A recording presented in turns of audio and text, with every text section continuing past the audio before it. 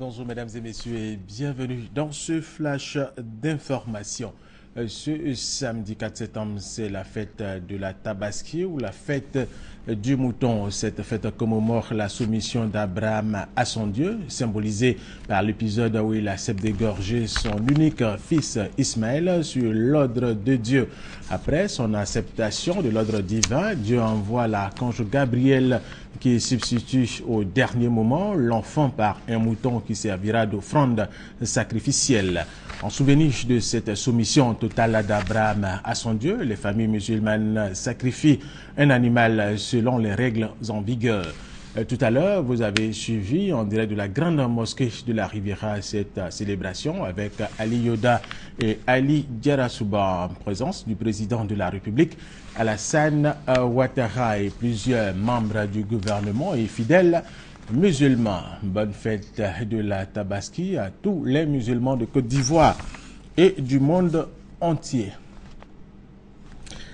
Un conseil des ministres extraordinaire s'est tenu hier vendredi au palais présidentiel en présence du président de la République, Alassane Ouattara. Le conseil a décidé de porter à 9 le nombre des membres du bureau de la CEI, la commission électorale indépendante, dont le bureau comportait 7 membres. Le conseil des ministres a aussi arrêté le budget 2015. Viviane Haïmer.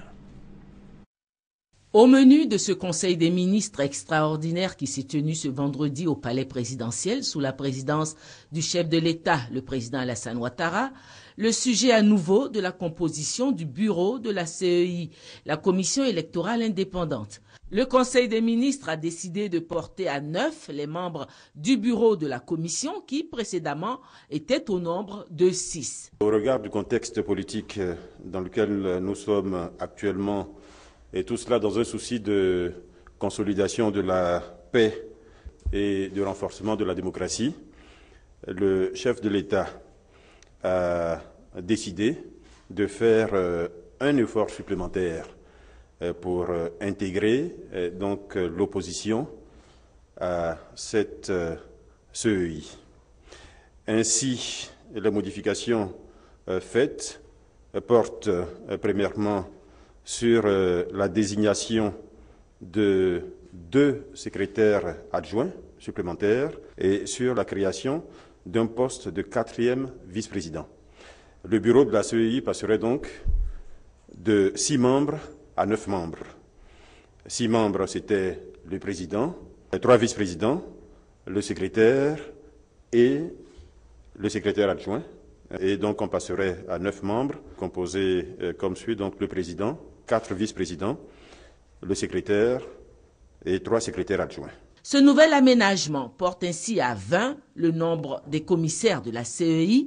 Le projet de loi va être soumis au vote des députés. Le Conseil des ministres vient de décider du montant du budget 2015. C'est un montant jamais atteint auparavant.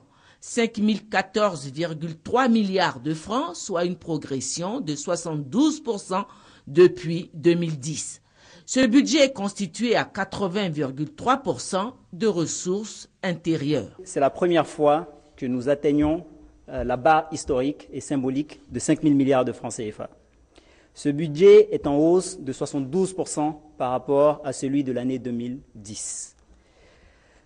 Les principaux chiffres que je peux donner à ce niveau pour vous permettre de mieux apprécier le projet de budget sont les suivants. Les ressources, comme je l'ai indiqué, sont à 5 014,3 milliards de francs CFA et se décomposent en 80,3% de ressources intérieures et 19,7% de ressources extérieures. En ce qui concerne les ressources intérieures, elles sont constituées de recettes fiscales à hauteur de 2 754,9 milliards de francs CFA et sont en hausse d'environ 10% par rapport à 2014. Bien entendu, nous avons les émissions sur le marché qui se chiffrent à 1 046,1 milliards de francs CFA et les ressources extérieures qui s'élèvent à 988,5 milliards de francs CFA. Ces 5 014,3 milliards de francs vont permettre au gouvernement d'améliorer toujours plus les conditions de vie des populations ivoiriennes. Et c'est toujours dans ce souci que le Conseil des ministres a décidé d'apporter une solution définitive aux inondations régulières du carrefour de l'Indénié grâce à l'ouverture d'un chenal dans cette zone et la construction d'un pont allant de la Pisam à la cathédrale pour permettre le passage des véhicules. Autre information, à un an de l'élection présidentielle, le Rassemblement des Républicains de San Pedro s'organise pour la victoire écrasante du président de la République Alassane Ouattara, candidat unique du RHDP.